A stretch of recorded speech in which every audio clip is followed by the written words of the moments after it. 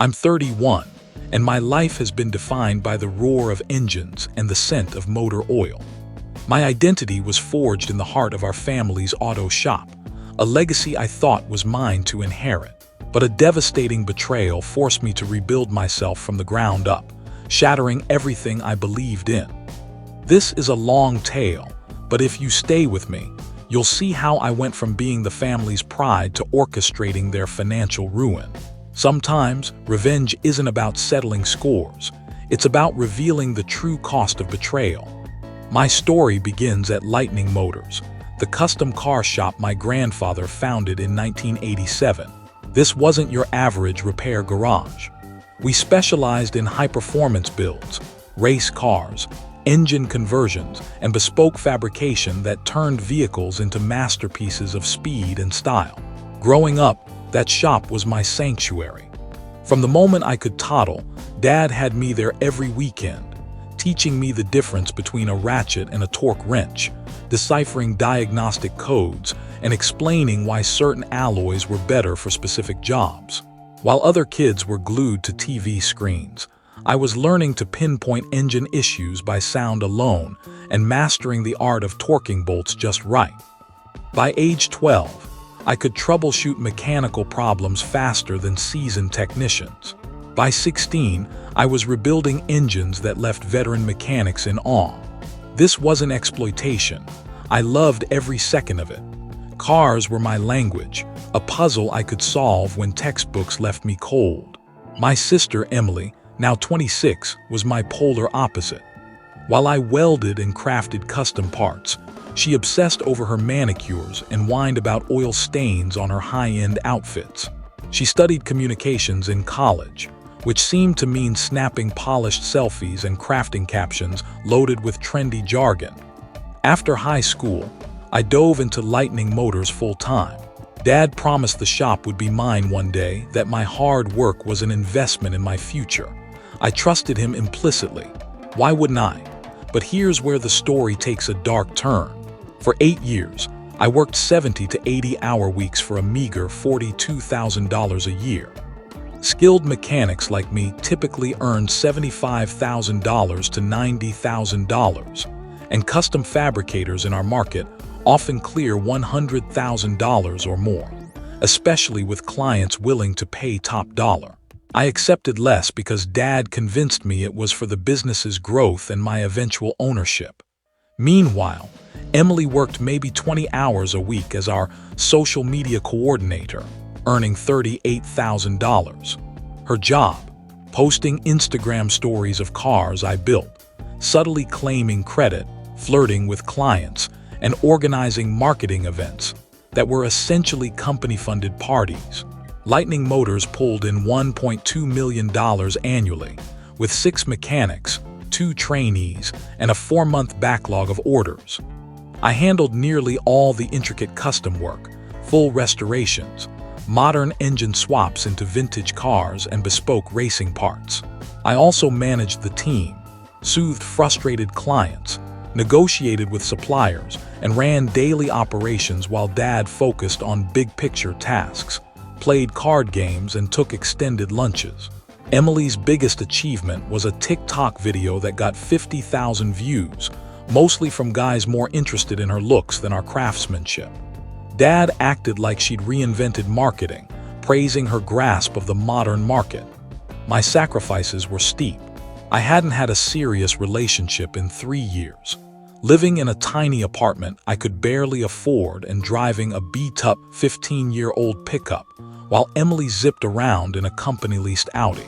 My social life vanished. Friends stopped inviting me out because I was always on call for work emergencies. The tipping point came last Christmas with our biggest contract yet. 3 custom hot rods for a tech mogul, a 6-figure deal that would elevate Lightning's reputation. I spent 3 months designing every detail, working weekends and sleeping at the shop. Emily's contribution: posting behind-the-scenes videos, posing with my work and captioning it. Another triumph from the Lightning crew, so proud of our teamwork. She spent maybe 10 minutes near the cars. When the client picked up his vehicles, he was thrilled.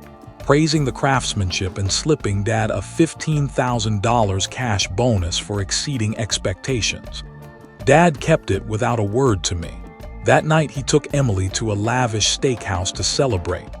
I learned about it from her Instagram story, complete with champagne and lobster, captioned, "Toasting another lightning victory. Hard work pays off."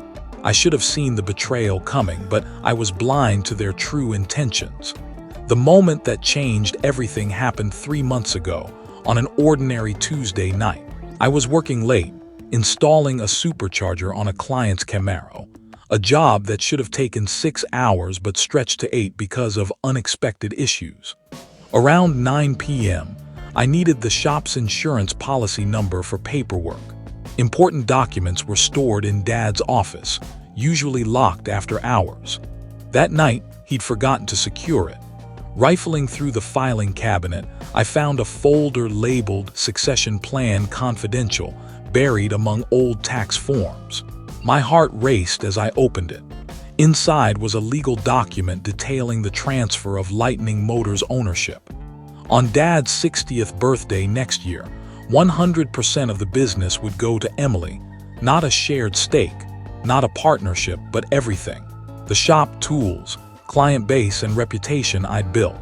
Worse, I found emails between Dad and his lawyer, spanning 6 months, discussing how to secure Emily's financial future and noting that Tyler will be fine. He's got the skills to start over elsewhere. A section called Staff Transition Strategy outlined my termination 6 months after Emily took over, citing that my salary would be too costly and that Emily needed to establish her leadership without my interference. They weren't just cutting me out of ownership. They planned to erase me from the business I'd built. I sat in Dad's office until 3 a.m., rereading the documents, my hands trembling. 8 years of grueling work, missed holidays, and sacrificed relationships were for nothing. They were stealing my identity, Tyler from Lightning Motors. Every major build, every client relationship, every innovation was mine, yet they planned to discard me. I photographed every document, returned the folder, and drove home in a daze, my reality shattered. For 2 days, I didn't sleep. The betrayal consumed me. Every work call made me want to smash my phone. Pretending everything was fine at the shop was torture, knowing my efforts were paving the way for Emily's takeover. I debated confronting them, but decided to wait for our monthly family dinner, Mom's pot roast, and bonding time. I brought printed copies of the documents, tucked in my jacket. Dinner was agonizingly normal. Dad rambled about a classic Mustang he wanted to bid on. Emily showed off photos from a business trip to Miami, clearly a company-funded getaway. Mom gushed about their upcoming Hawaii cruise for Dad's birthday. I sat there, knowing they were plotting to upend my life. After Mom served her peach cobbler, I laid the documents on the table. "Found something in your office, Dad," I said, voice steady. The room froze. Dad paled, Mom gasped, and Emily's eyes narrowed, calculating. "What were you doing in my office?" Dad snapped, dodging the issue. "Needed the insurance number for a client. Found this instead." I pointed to the succession plan. "Care to explain why I'm learning about your retirement and the business transfer from secret documents?" Silence.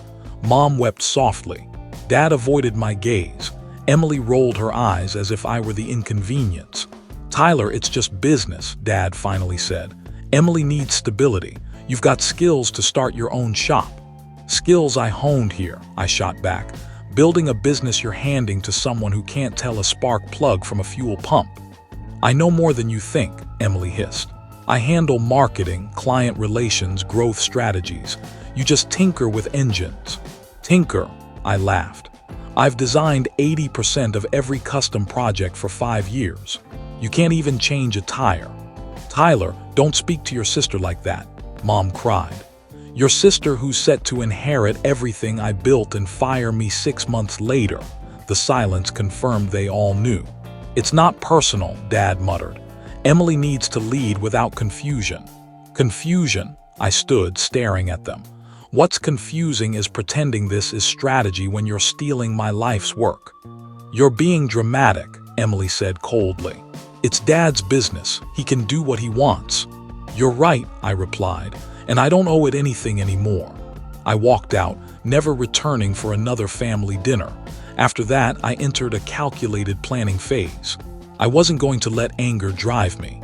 For 4 weeks, I acted normal at work while preparing my exit. I documented every build I designed, every client testimonial praising my work, every process I'd improved. I compiled a portfolio proving Lightning's success was built on my expertise. I reached out to suppliers and subcontractors, friends I'd worked with for years. When I hinted at starting my own shop, their support was immediate. "Tyler, you've got my business if you go solo," said our engine supplier. "You're the only one at Lightning who gets it." Our paint guy echoed, "I've been waiting for you to branch out. You're the professional one." My trump card was Ethan Cole, owner of Cole Customs, a rival shop 30 miles away. We'd collaborated on projects and he'd tried recruiting me for years. Over lunch, I shared the betrayal. "That's brutal even for family," Ethan said.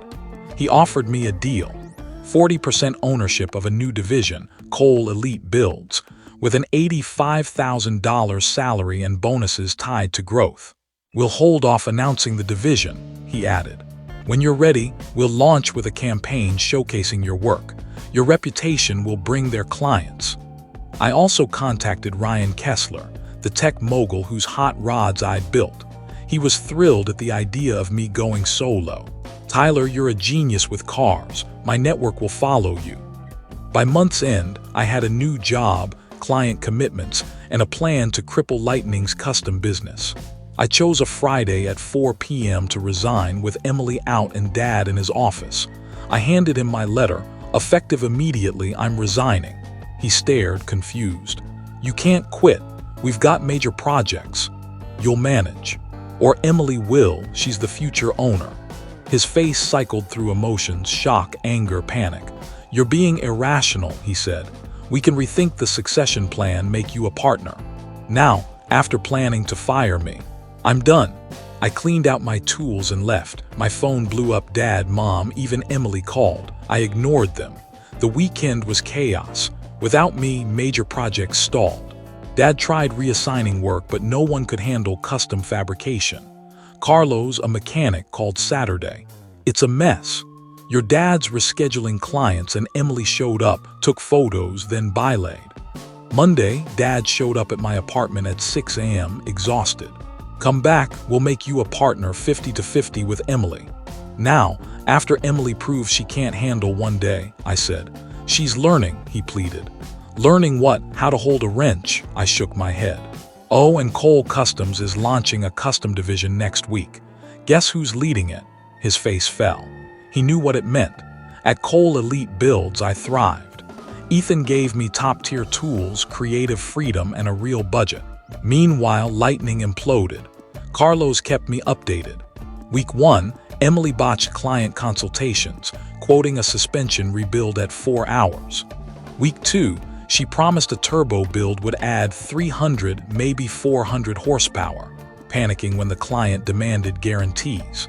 Week 3, a major client bylaid after Emily showed up to a meeting in party attire, taking selfies. Week 4, another client threatened a refund over unmet promises. When Cole Elite Builds launched, we showcased my portfolio, avoiding Lightning's copyrighted material but making my role clear. 6 of Lightning's top clients called within 48 hours, bringing $75,000 plus projects. Dad called, desperate. "You're destroying us." "I'm just giving clients quality work," I said. "You lost them when Emily dismissed their projects." 2 weeks later, Emily's mismanagement peaked. She live-streamed an engine swap, giving wrong instructions and insisting on a pink engine bay for viral appeal. The client was furious, demanding a refund and damages. Dad paid $18,000 to settle. Carlos laughed. "She's banned from the shop floor now, stuck posting pre-approved content." 4 more clients jumped to Cole Elite Builds. Lightning's revenue tanked 50%. Suppliers demanded cash up front. The final blow came when Emily, desperate to save the business, spent $25,000 on an influencer campaign. They rented exotic cars, hired models, and produced a video of Emily rebuilding an engine in designer clothes. The car community tore it apart, calling Lightning a poser shop. An automotive blogger exposed Emily's false claims, proving I'd done the work she took credit for. The article went viral, turning Lightning into a laughingstock. Within weeks, Lightning was bankrupt. They laid off 4 mechanics, couldn't pay suppliers, and lost all major clients. Dad called begging, "Please, Tyler, we're losing everything, come back. You can have full ownership." "I'm sorry, Dad, but that's not my problem anymore," I said. "Emily's your leader now." So, what are your thoughts on this story? Do you agree with what happened, or do you see it differently? Let us know your opinion in the comments. We'd love to hear from you. And if you enjoyed the video, make sure to give it a like, subscribe to the channel, and hit the bell icon so you don't miss any of our upcoming stories. See you in the next one.